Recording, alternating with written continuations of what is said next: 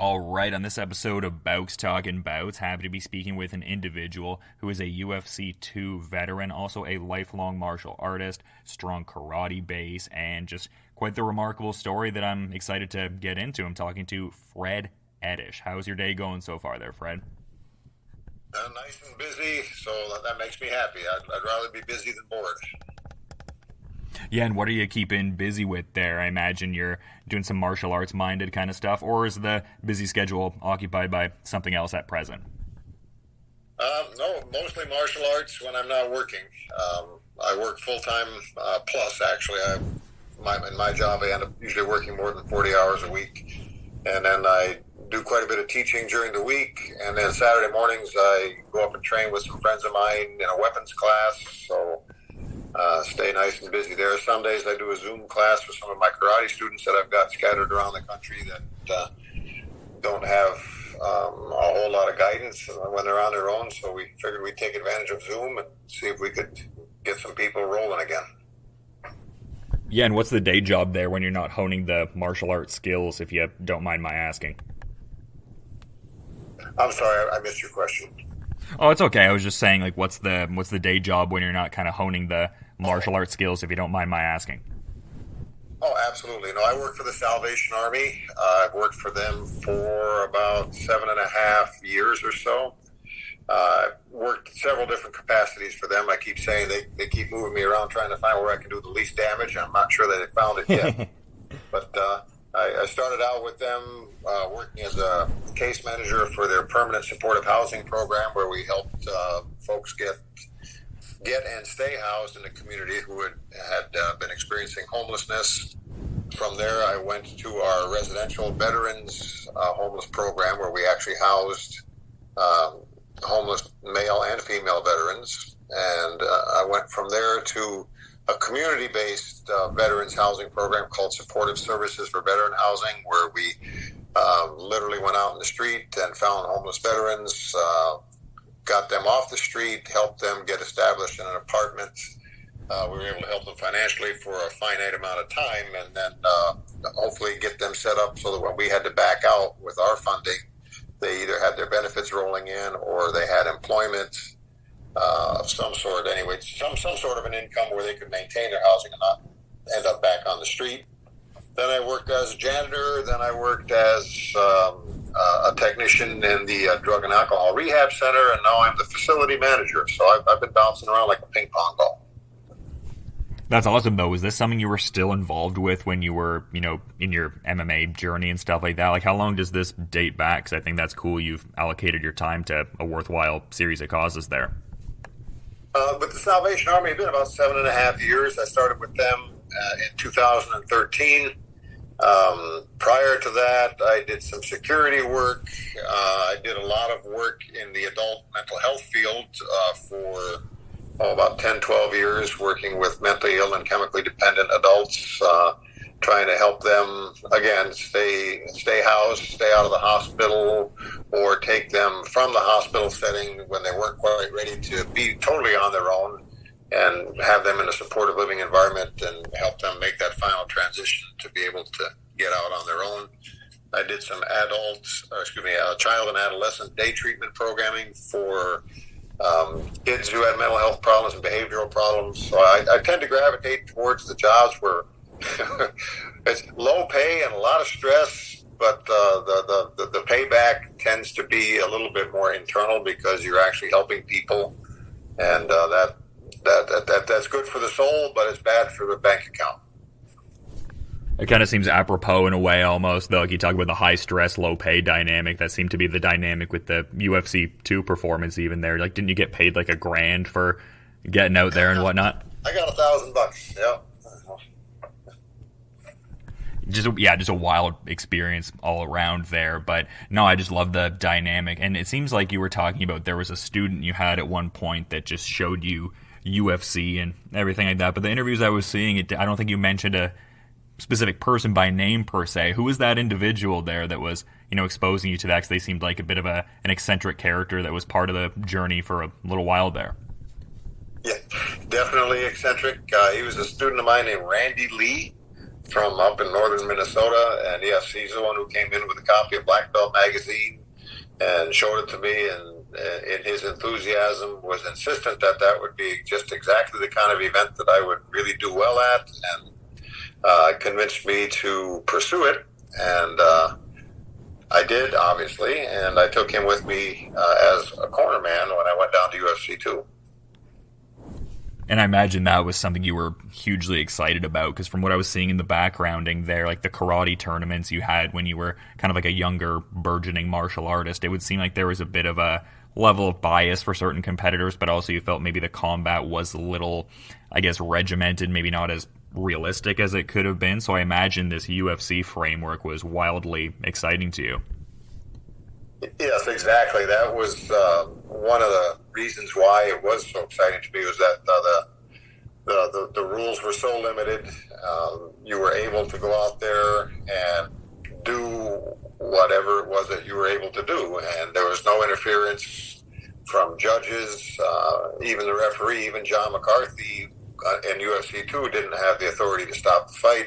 It was totally in the hands of the fighters in the corners, and there was no, this is a point, that's not a point, politics. I know some people say that the event was skewed to favor Rorion Gracie, but I didn't see that. I never felt that. I thought it was an even playing field. We all had an opportunity to show what we were about and to practice what we trained, and the chips fell where they may. I know that the Gracies were involved in producing this because they did want to show off Gracie Jiu-Jitsu, and there's nothing wrong with that. But I did not see where there was any favoritism, and that's what I liked. You went out there, you won, you lost. There was no arguing over bad decisions, bad referee calls, biased judging. It was just two people out there giving it all they got. One was going to walk out a winner, one was going to walk out a loser. There was not even a chance for a draw. It was very black and white, and I really thought that was something that was refreshing, like you say, especially compared to back in the day where you had karate tournaments where there were a lot of rules, and the rules were selectively enforced in a lot of cases, depending on if you were one of the favored ones or not. And for example, I used to fight pretty hard, and that was why Randy Lee and some other people told me that I should be fighting full contact, and then when the UFC came out, that I should be fighting the UFC. Was people would do a lot of the fancy, aesthetically pleasing jumping, spinning type of things, and that I tended to defend that kind of thing really well and knock people down or knock them out of the ring area and get in a lot of trouble for that, or hitting people too hard when they came running in uncontrolled at me. And yeah. That kind of thing just drove me crazy. I thought, well, this is just so totally removed from any kind of a realistic fighting base. And to me, martial arts is about a lot of things, but one of those things is realistic fighting. And if you were going to teach people a martial art and say, this is a true martial art and you can defend yourself with this, you needed to be realistic about it and not have so many limited rules and favoritism and just goofiness like that we're going to get you hurt out in the street, because if you fought that way out in the street, someone was going to eat your lunch. So it was just, to me, UFC took all of that and threw it away and was very raw, unfiltered, and real. And I thought a cool facet of it, too, was just the fact that you'd not even seen the initial UFC tournament, and you just have this mentality of, I'm going right into this. I'm going to just represent my skills here and everything like that, because I feel like certain modern fans almost take things for granted in that regard, just like the ability to strategize certain things and the awareness of what's going on. But you're entering just this completely unknown sort of foreign space, but just wanting to express your martial art. Yeah, it was. There's definitely no strategizing. I had about 15 minutes notice of actually that I was fight. So the strategy was out the window. I didn't even know who I was going to fight until I walked in there and looked across the cage, and there stood big, angry-looking Johnny Rhodes. And I said, "Oh, I guess that's who I'm fighting." It was, and the rest is history. I did not do well, obviously, and now there was a lot of reasons for that. I hate to go into too many reasons because then it sounds like I'm making excuses, and I don't like to do that. Johnny Rhodes was definitely the better, more prepared fighter, and I let the event and the surroundings and the short notice get in my head and completely kind of psyched me out, and that was a failing on my part. I can't blame anybody for that because in my mind, you should always be ready to switch gears, and my transmission got stuck and I didn't shift gears. The result was obvious. But you alluded to something, very curious that's part of the story as well, where it's like initially they were almost having you in like the Burt Watson-esque type role, like facilitating fighters getting from place to place, and then Rorion Gracie finds you in the stairwell and it's like, can you fight? Like just a wild series of events. Yeah, exactly. It was I was a fighter jockey. I was finding guys that were scattered all around. Nobody knew where everybody was because of the chaos. The event got switched on us from being a big, nice arena, the McNichols Arena, to a very opposite type of an arena down on Skid Row called Mammoth Event Center. I don't know. They probably have torn that down by now. Yeah. But there was no organized changing facilities. Guys just kind of found a space wherever they could find one, and they had rented a hotel across the street, and there were fighters over there, and it was a very interesting hotel to say the least. It was disgusting. It stank of urine. There was doors that were not on the rooms. There was drug deals going on, and it was mass chaos. And poor Art Davey was getting gray hairs as I looked at him. His gray hairs were sprouting out, and he asked me if I would do that for him, if I would go and find the fighters, whoever he told me to get, bring them up to the staging area because he wanted the thing to run smoothly for the pay-per-view. And I said, well, of course, I'm just glad to help. I was there, and I was told I wasn't going to fight. I was told the night before that since all the fighters had arrived and everybody was healthy and ready to go, that my services were not required, and that I would probably be brought back at a later one. And that I got to go to the show. And then Art pressed me into service, and then Rorion, like you said, he found me all wide-eyed and grabbed me by the arm and asked me if I was ready to fight. And I said I was, but obviously I wasn't. So. A bit of a stark contrast in as far as like the hotel dynamic, though, because from what I understand, the actual fighter hotel that you stayed at for the like week-long period was like a Marriott kind of caliber, but then this like hotel that's used for more of a changing room kind of a framework, it's just this like ratty kind of dynamic. So like that must have been a pretty stark contrast, juxtaposition sort of thing there. Oh, very much so. Yeah, they took great care of us. The UFC did. Semaphore Entertainment, Wow Promotions. They put us up downtown. I think it was the Marriott, and very nice place.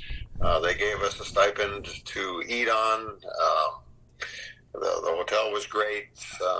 They had set up for a gym, so you have some gym time to work out during the week ahead. And it was, I have no complaints about that. They lived up to everything that I could have expected. And as far as the event, the event was something. The event center was something that they had no control over. They didn't want it there. That's what happened to them. And there's nothing that they could do about it. I guess that's kind of emblematic of that raging beast of mine in the back there. As you can tell, it's a very large Doberman, and she saw the mailman, and she's pissed. Oh no, I got a dog like that over here, man. It's all good. I understand the situation, trying to protect the house and all. Oh yeah, she'd bite him right in the ankle if she could. That's as high as she could reach. I'm just curious to get your perspectives on this, though, because you have like the unique perspective of being within, bare knuckle MMA and also gloved MMA combat. Like Jorge Masvidal recently announced plans to get a bare knuckle MMA promotion off the ground there, and I'm kind of wondering what your thoughts are on that, just the return of bare knuckle mixed martial arts, because it seems like there's a lot of statistics that would validate that it creates more, I guess, submission oriented exchanges, less brain trauma, things of that nature. Like, what are your thoughts on, I guess, bare knuckle MMA kind of coming back into the picture there? I like it myself. That's, to me, it brings it more full circle. It brings it back to the more realistic two guys fighting, and still has, rule sets and stuff to keep people safe, so that it doesn't end up getting in danger of being banned.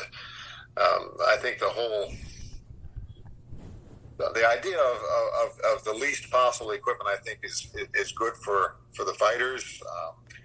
You have to train better. You have to train differently. You have to train your hands correctly. And as a traditional Okinawan karate stylist, I do that all the time. So that's something that I like, because my hands are very well conditioned. If your hands are not well conditioned and you don't know how to hit bare knuckle, you're gonna shatter your hand.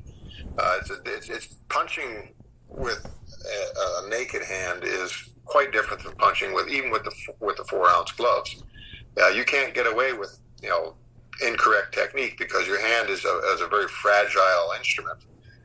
If your fist is formed correctly and you hit correctly, you're going to be okay. But if you're off by just a little bit, your hand's not going to hold up.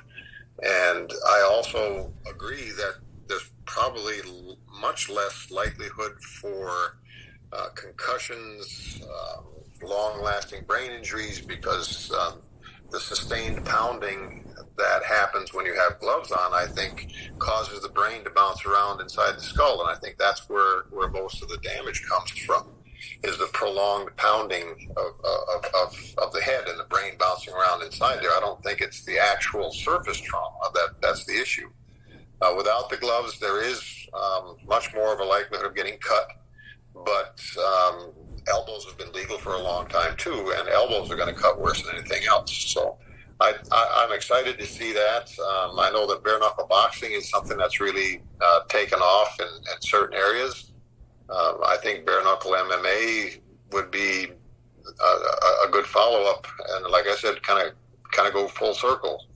I'm interested in it. I'd like to see it. Yeah, I'm intrigued as well, and just thought to get your perspectives because of your unique combat experience there. But I'm kind of curious because, being on that UFC 2 show and everything like that, were there any residual, I guess, offers or, I guess, fielding of offers with different promotions, like, back in the day, Pride or IVC or some of these other sort of outlets that were kicking around back then? Like, was there any dynamic like that going on? Because I'd be kind of gobsmacked if there wasn't at least some level of offer being put out there or some fielding. Nothing, absolutely nothing, and that in hindsight, especially, is really disappointing. I wanted to do more.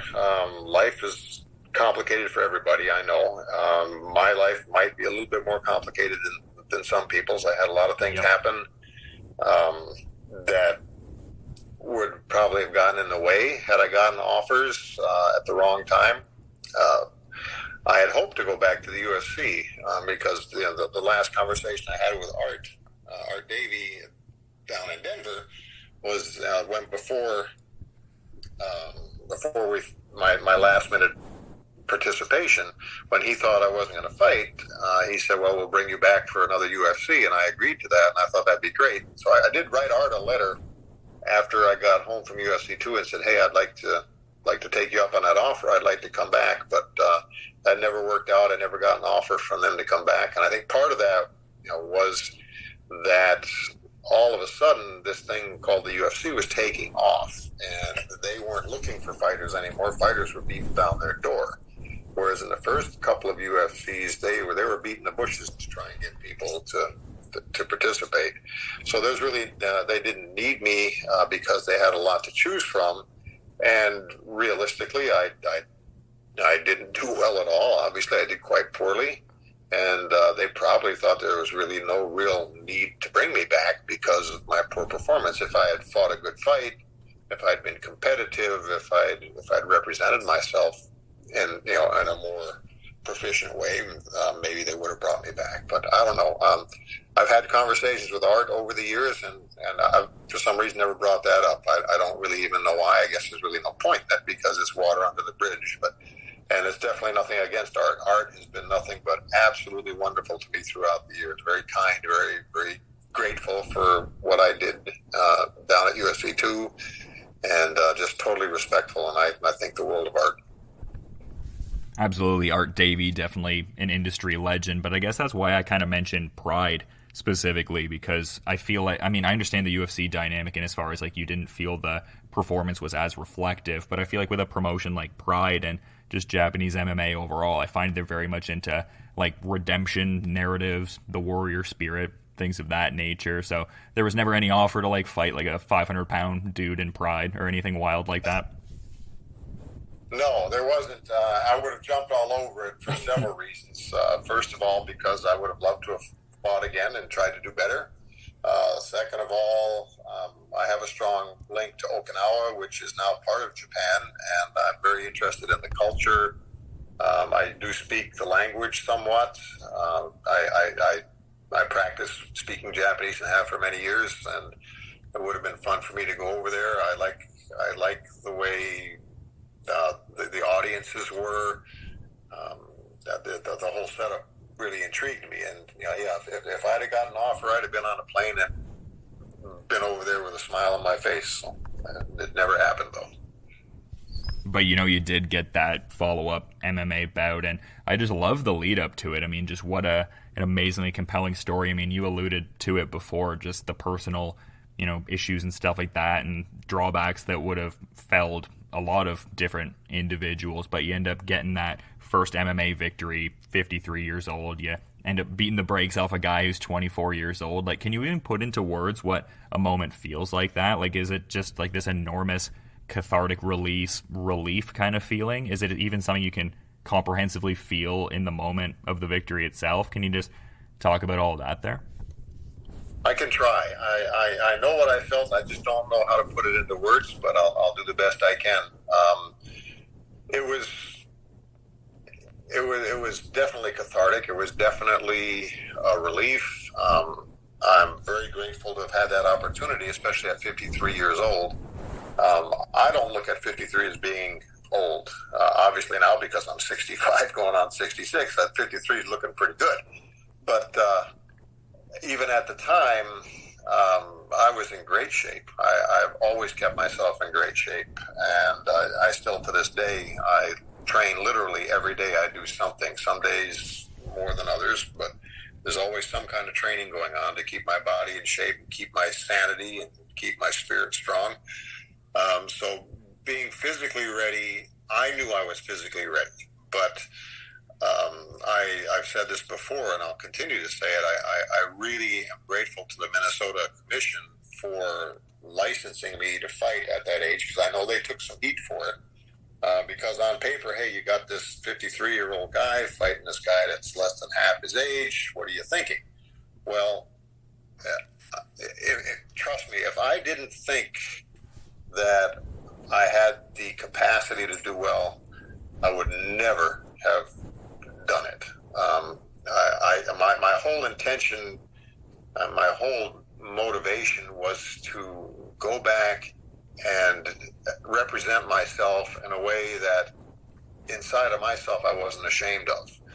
And it really had very little to do with other people, although if I didn't say that hearing good things from people felt a whole lot better than hearing bad things from people, if I didn't admit that felt much better, I'd be a liar.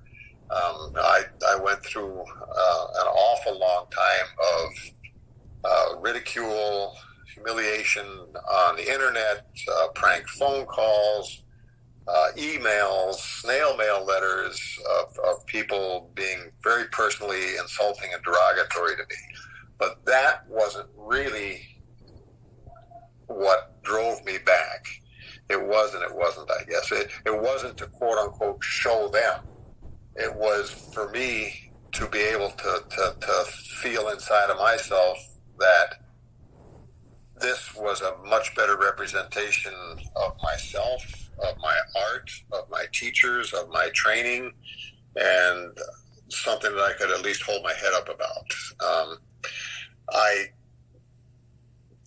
Going into into the fight, I was anxious and nervous. I'd be a liar again if I didn't say that I wasn't, because it's, I was 15 and a half years removed from UFC 2, and I was still carrying around with me all of the ghosts and the demons from what happened there.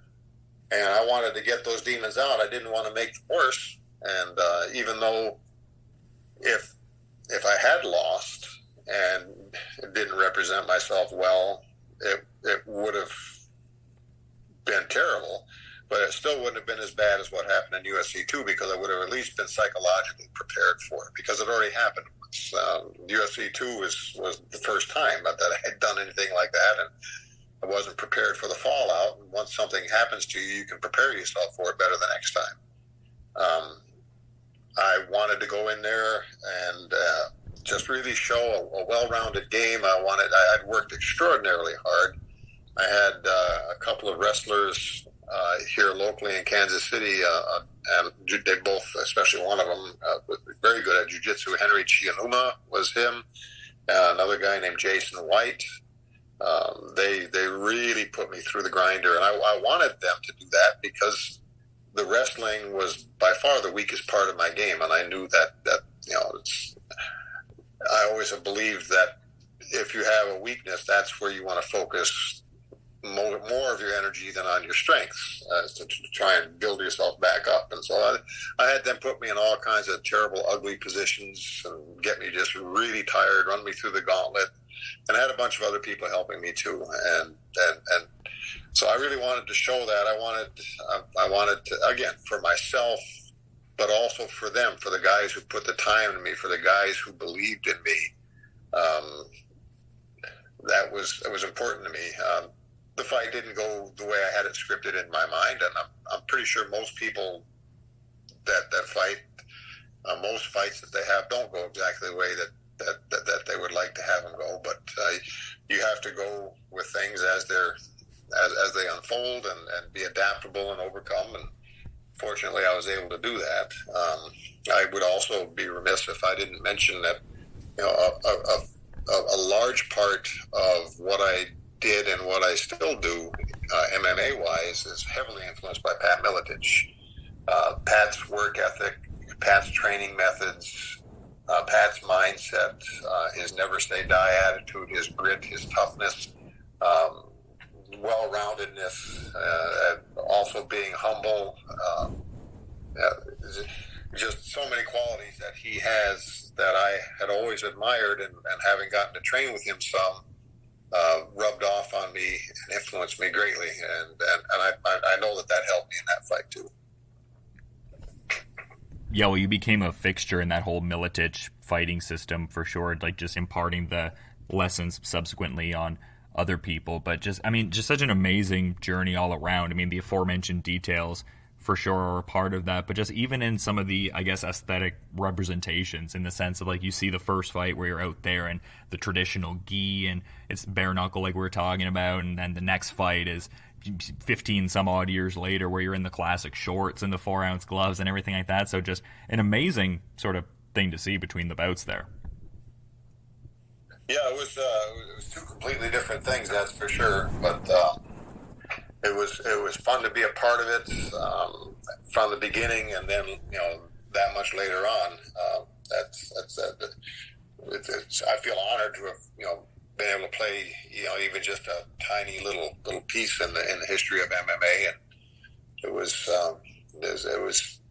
both fights were life shaping things for me, and to me they were challenges that I had to overcome that helped me learn about myself, helped me improve myself as a martial artist, as a fighter, and as a man, both the loss and the victory.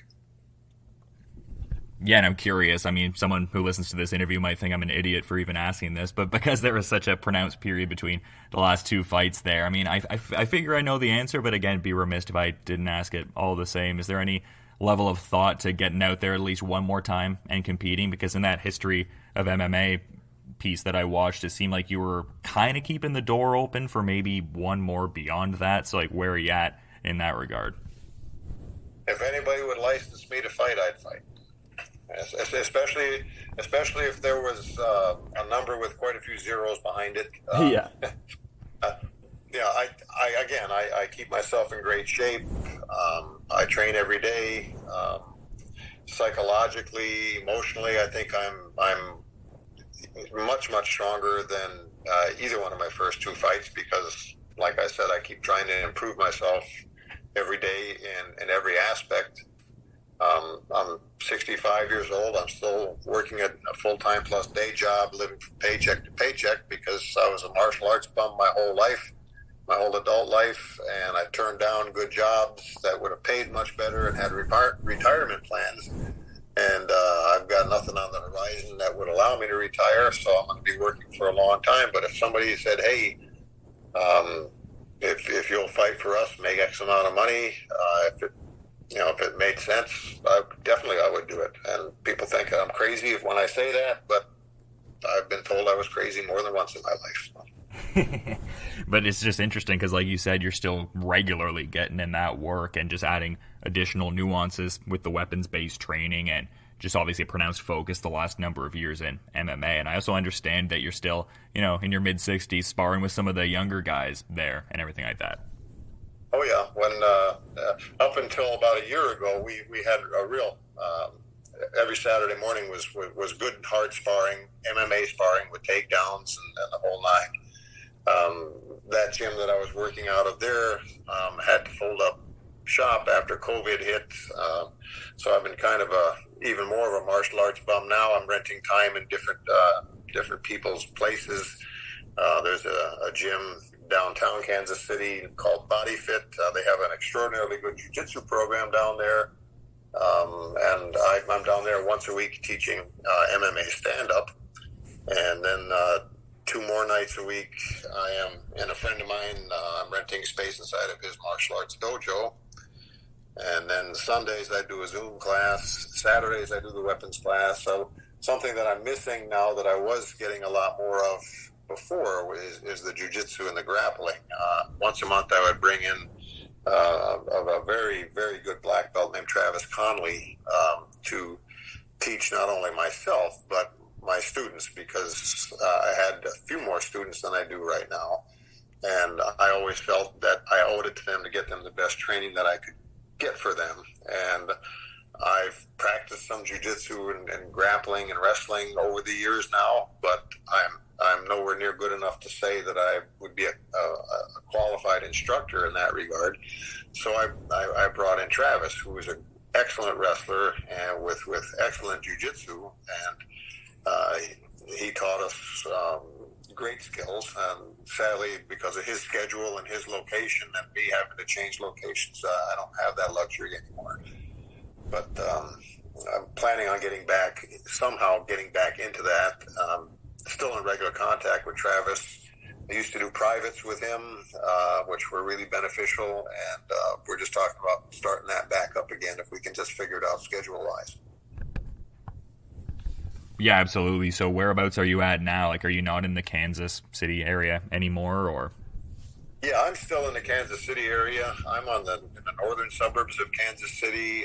Travis has moved quite a ways south, so it's about almost an hour drive each way.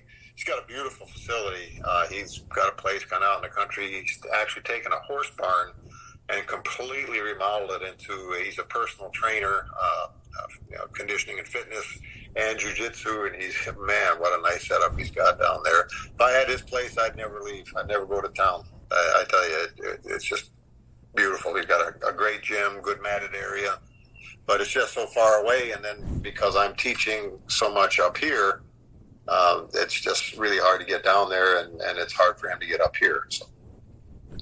Yeah, fair enough. That definitely makes sense there. But it seems like there's a great just community of martial artists out there. Like I was checking out a prior interview you were doing where you were talking about just knowing James Krause for a meaningful period of time, like since he was like a younger teenager, and just seeing the growth now. So can you kind of talk about being part of like a community of martial artists like that, whereby there's your individual growth, but also seeing that growth in others and everything? Yeah, Kansas City has got an excellent martial arts community. It's very diverse. There's a lot of martial arts around.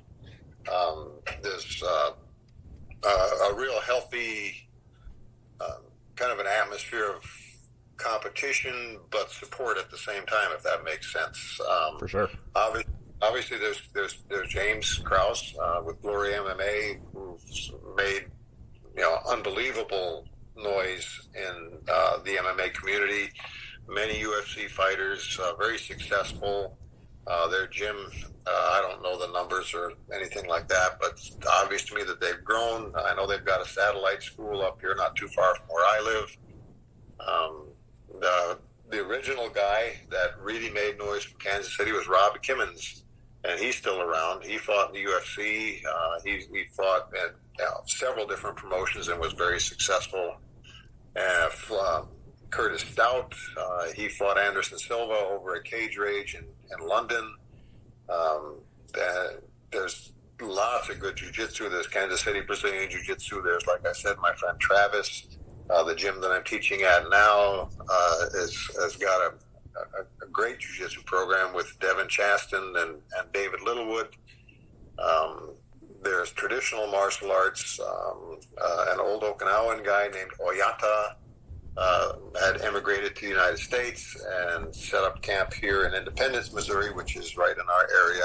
And he left tons of really good martial artists down here, some of whom I'm training with. I just trained with this morning. So yeah, it's diverse, it's rich, it's varied. The school that I used to teach out of was a Jeet Kune Do and Wing Chun school, and also they did Filipino weapons. So you've got a real nice menu to choose from if you're interested in martial arts in Kansas City. Yeah, and I was going to ask you actually about some of the dynamics like that, just in the sense of like still following MMA, still very much being involved in the space in a lot of ways. I was going to ask how you maintain the enthusiasm and everything like that, but I guess it's just because there's so many, I guess, permutations of martial arts expression and just leading that kind of like day-to-day sort of lifestyle and everything like that. Like I imagine that's what, keeps bringing you back there, just the perpetual pursuit of learning. Oh yeah, I cannot imagine, nor would I want to imagine life without training in martial arts. I've been doing it for so long. I started training as a kid back in Norwalk, Connecticut, 1969-ish. I don't remember the exact year. It might have been 69 or 70 that I started training back there. Trained for a couple of years. Moved out to Minnesota. Didn't get to train. And he just floundered around on my own a little bit. When I got out of the Marine Corps, I went back home to Minnesota. I started in 1979 training with Okinawan karate, and I've never looked back. I've trained pretty much every day of my life ever since then. And I tell anybody who will listen that martial arts has saved my life. And not in the way that people might think. Martial arts has given me direction. It's given me passion. It's fed me mentally, emotionally, spiritually, intellectually. It's challenged me. Having martial arts to throw myself into to help get me through all of life's traumas has saved my life, because if I didn't have an outlet, if I didn't have something to throw myself into and lose myself in, I would probably either be dead in jail or addicted to drugs or alcohol. I had to bury a son. I had a lot of different other traumas that have fed into making me who I am over the years, and a lot of it is very destructive stuff. And if I did not have something to throw myself into, I think it would have overcome me. And I'm a firm believer that you can say God or the universe. I know what I believe, but I don't believe in preaching to other people. But I know that we're always given the tools that we need to overcome no matter what kind of horrific thing happens to us. And I'm convinced that that's why martial arts was put in front of my face. It's like, here's this thing, grab a hold of it and run with it, because this is what's going to save you. This is where you can go. This is what you can do. This is where you can hide. And it's not martial arts for everybody. There's other things, obviously, that you can do. But for me, that was the vehicle. That was the means that I had to overcome some awful things in life, and I'm really grateful for it. And I hope I'm able to give some of that back to other people along the way.